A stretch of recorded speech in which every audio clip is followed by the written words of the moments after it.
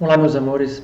Esse vídeo é para conversar com vocês um pouquinho sobre autoestima e como isso pode impactar os seus relacionamentos.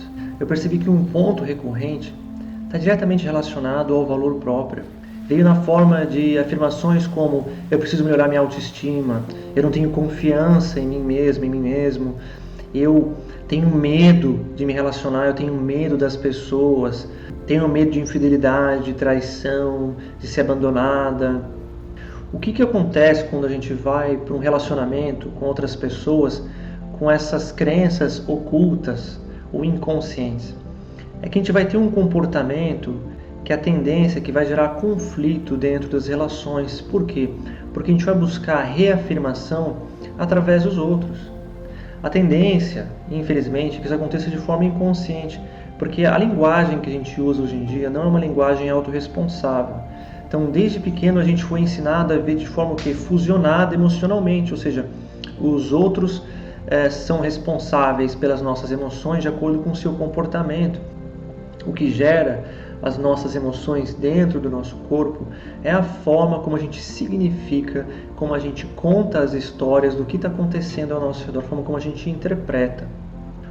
Quando eu estou falando de autoestima, de valor próprio, de confiança em si mesma, como você vai estar se relacionando com as pessoas, o que isso significa? Quando você está lá dentro de uma situação cotidiana do dia a dia e você vê uma pessoa agir de uma determinada maneira, por exemplo, a pessoa chega atrasado na janta, você combinou às 7 horas e a pessoa chega às 7h30. Uma pessoa que tem um diálogo interno de desvalorização, ou seja, que não atende à necessidade de amor próprio, de se perceber como uma pessoa especial, uma pessoa digna, a primeira reação que essa pessoa vai ter diante de uma situação assim é ficar incomodadíssima, incomodado com a pessoa que está chegando atrasada, vai dizer: porra, caramba, você não tem compromisso, você não gosta de mim, você não se importa com as minhas emoções, você não se importa com os meus sentimentos. O que vai gerar? Vai gerar uma situação de conflito, de estresse. Por quê? Porque vai gerar uma acusação, um ataque.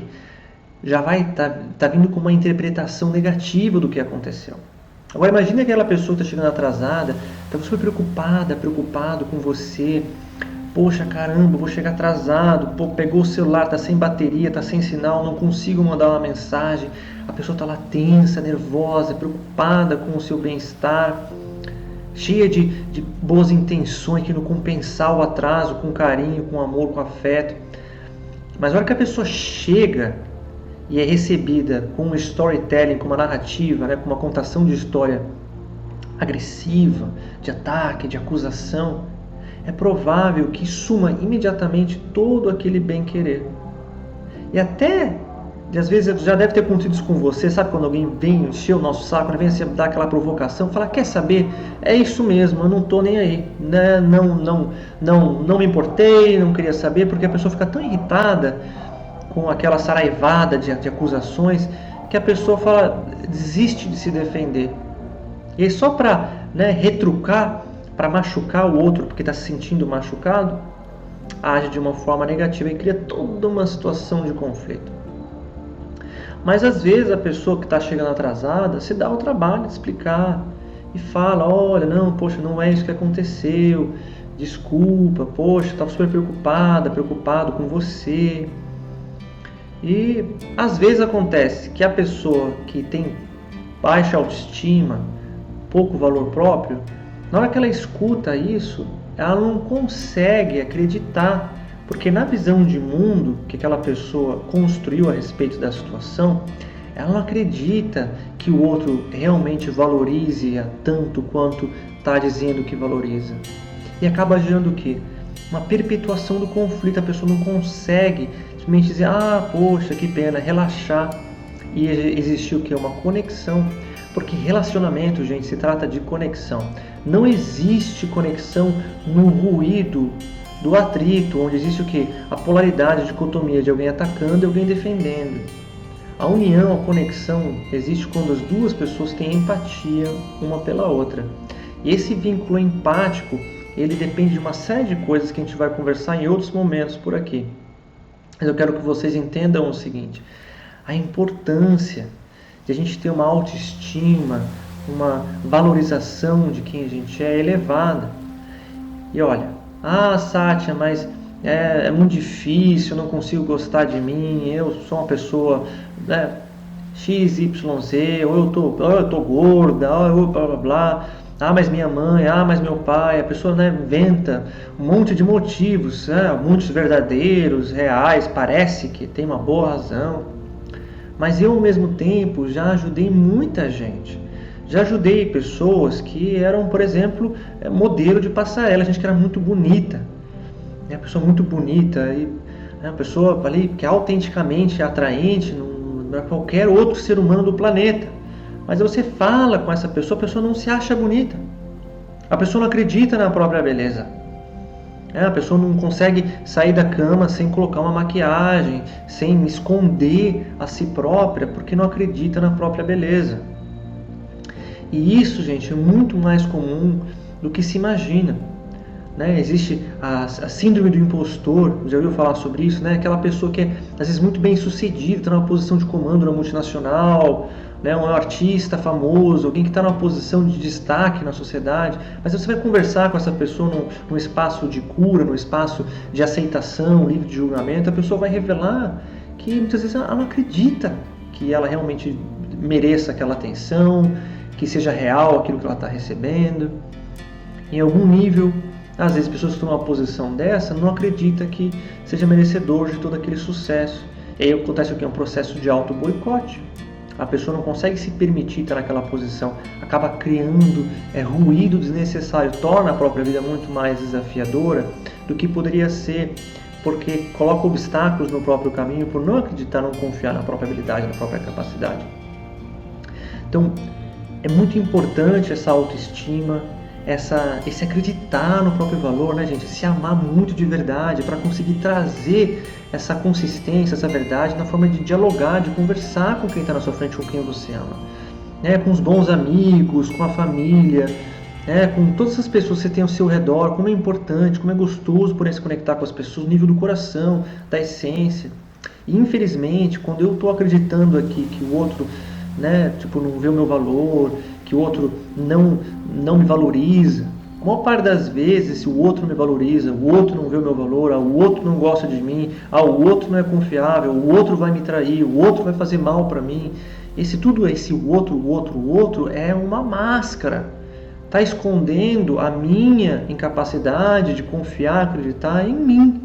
E aí, o que a gente faz? A gente projeta no outro, porque é isso que o ego, a personalidade faz enquanto ela não está livre, enquanto ela não está autorresponsável.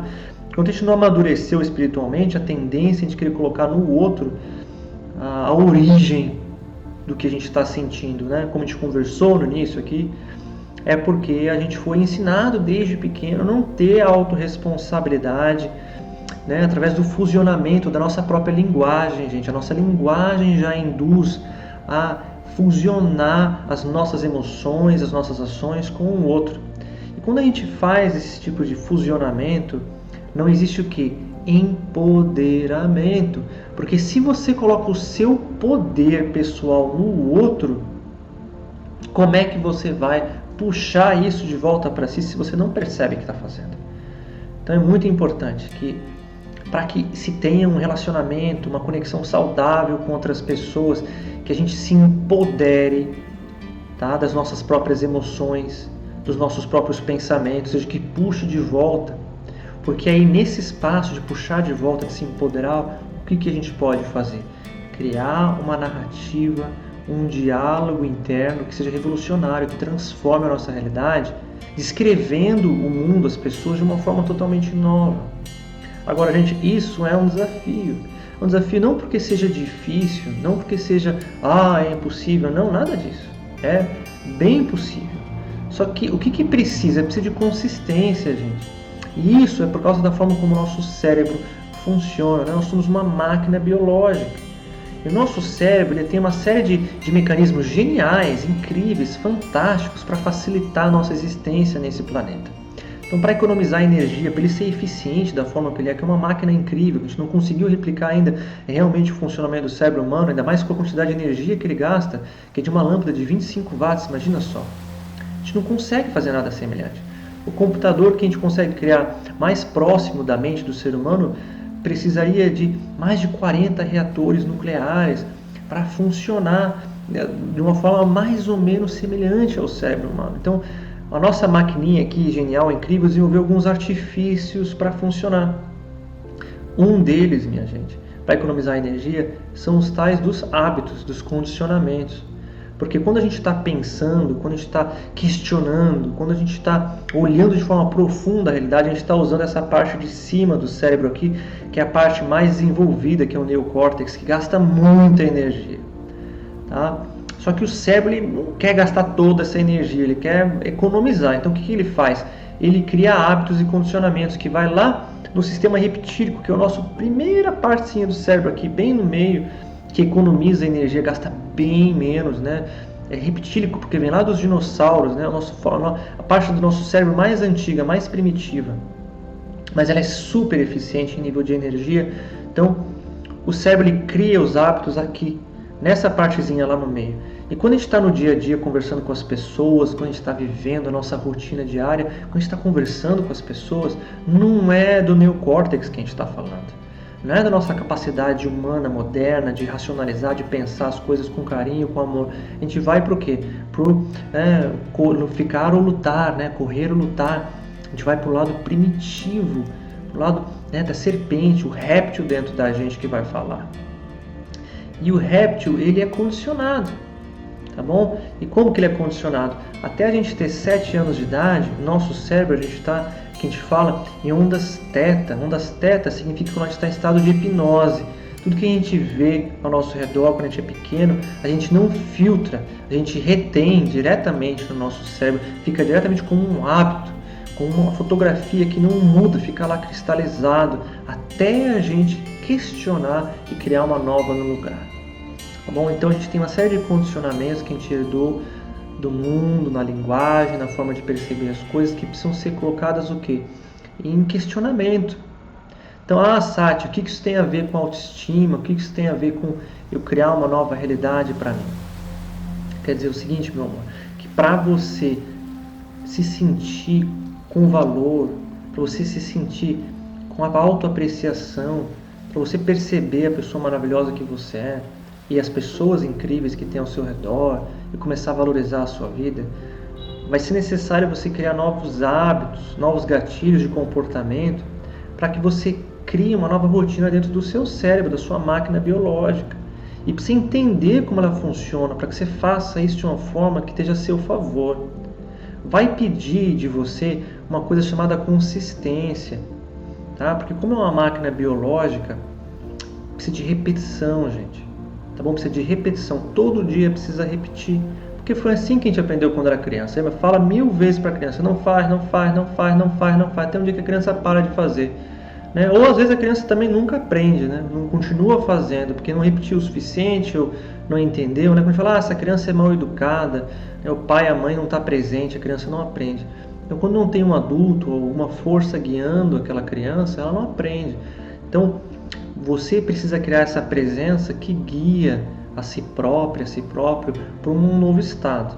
Então o que você vai estar aprendendo comigo é fazer exatamente isso. Como transformar a sua realidade de dentro para fora. Então não é mais os outros, não é a culpa do outro.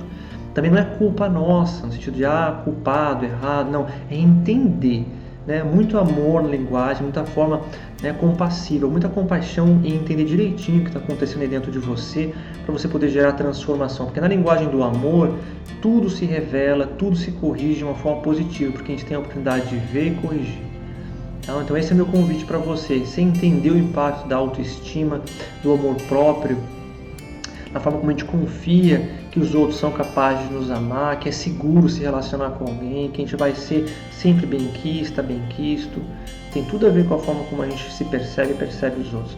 Nossa autoestima, nosso valor próprio.